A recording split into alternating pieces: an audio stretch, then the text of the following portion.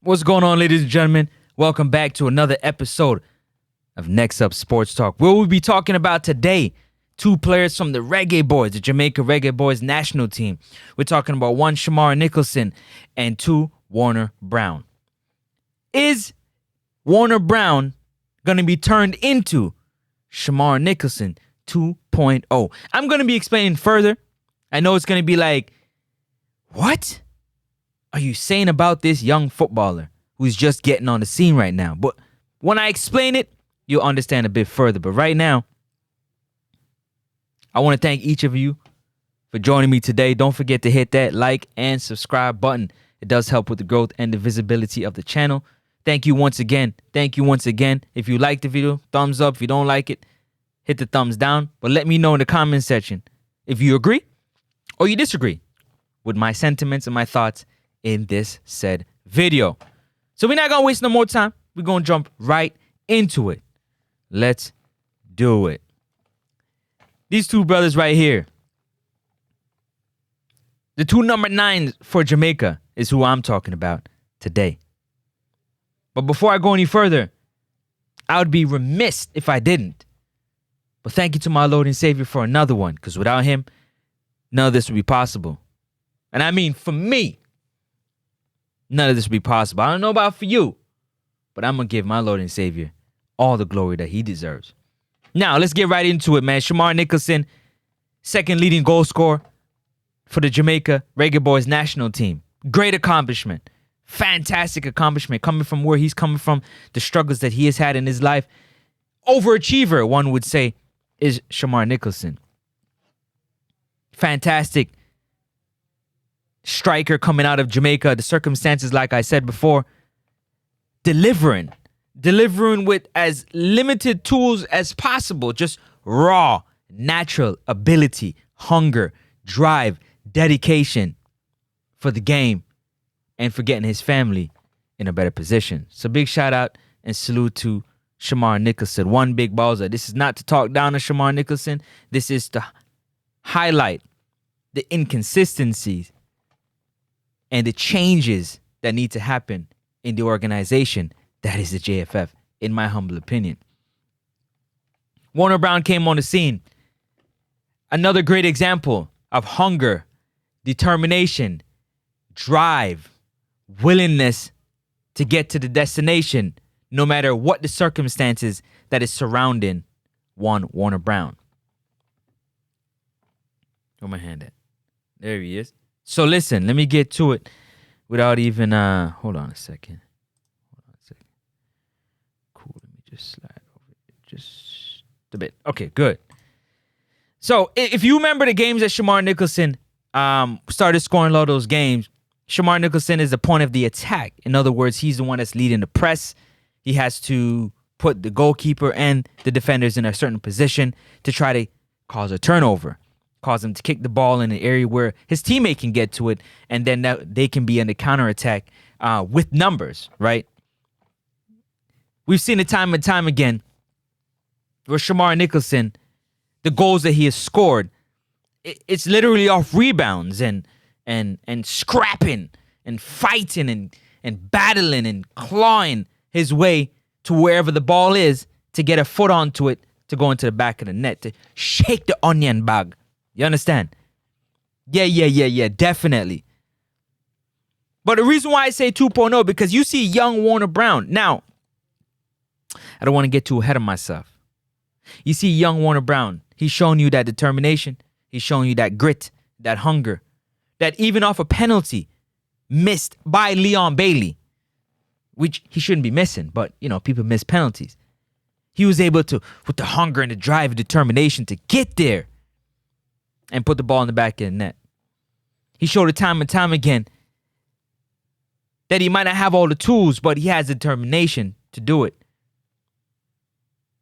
But with this set system and program that's taking place with the organization, the JFF, they're going to run Warner Brown into the ground like they run Shamar Nicholson into the ground. Shamar Nicholson pressed until his foot fell off. Hear me out. Shamar Nicholson, he pressed. and he pressed and he pressed and he pressed for 90 minutes with no help from his teammates. So he had to get smart enough to realize, I can't keep doing this.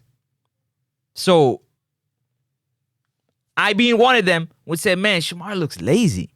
He looks a bit heavy.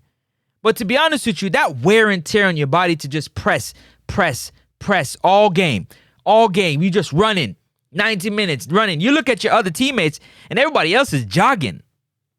They jogging and you pressing. How much time we see Shamar Nicholson beg his teammates? Come on, press with me. Come on, press with me. Let's press. He's doing it by himself. Now I'm going to use an analogy for those who know other sports. If you know basketball, I'm going to use a basketball analogy. You can't have the big fella. You can't have the center running up and down the court, playing defense, grabbing rebounds, and you don't throw him the ball at least 2 or 3 times so he can feel good about himself, get a rhythm, and score some easy basket. I say that to say this. There was no supply. There was no easy ball for Shamar Nicholson to run onto and score. Everything was a scrap and a fight. How often do you think Warner Brown or Shamar Nicholson is going to run for 90 minutes and not touch the ball at all? The game against Panama, the commentator is like, man, that young Jamaican striker, he's relentless. He just run, and they'll never give him the ball. I fell back in my chair like, wow, did they just say that? Because I've been seeing it a long time. You can only run like that and stay into the game for so long without touching the ball. You can't run for 60 minutes and you didn't get a proper through ball. You didn't get a proper ball to run onto to shoot and score. You didn't get a good touch. They didn't involve you in the game. You're just there to press.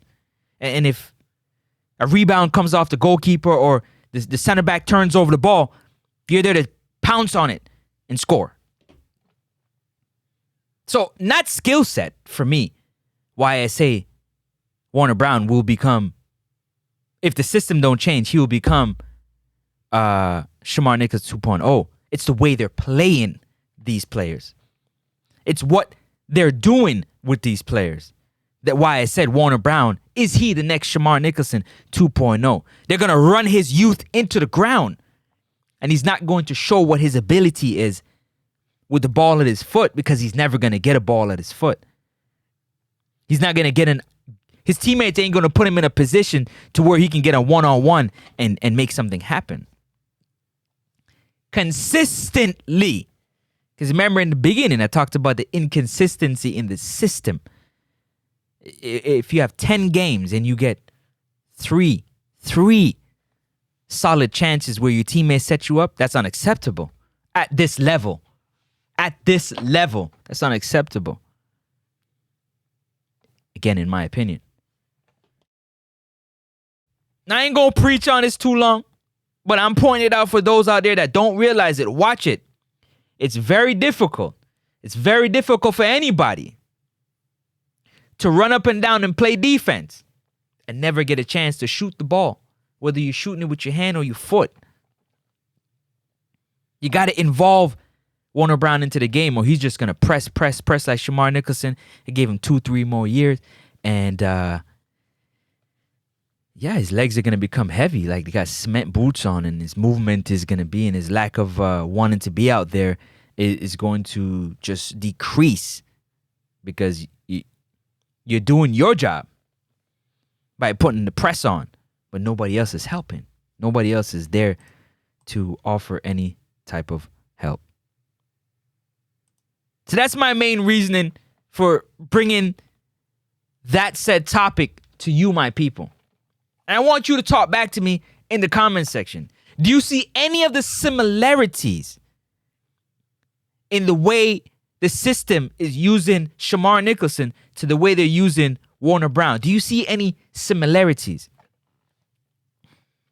Am I the only one that see Warner Brown pressing for 80 minutes and maybe touch the ball solidly twice?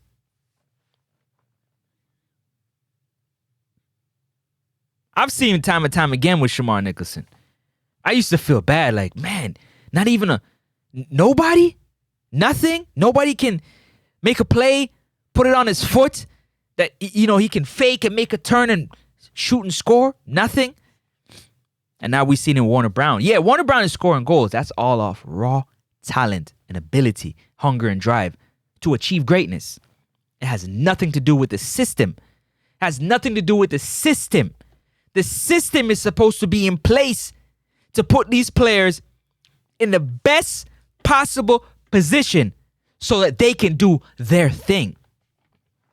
But if Warner Brown can't get the ball at his foot to show how clinical of a striker he can be or he is, then we're limiting his career. We're limiting his success. We're limiting the JFF, the organization. We're limiting his ability to reach that high level, that high level of footballing, because we can't supply him the ball to show what he can do during live games.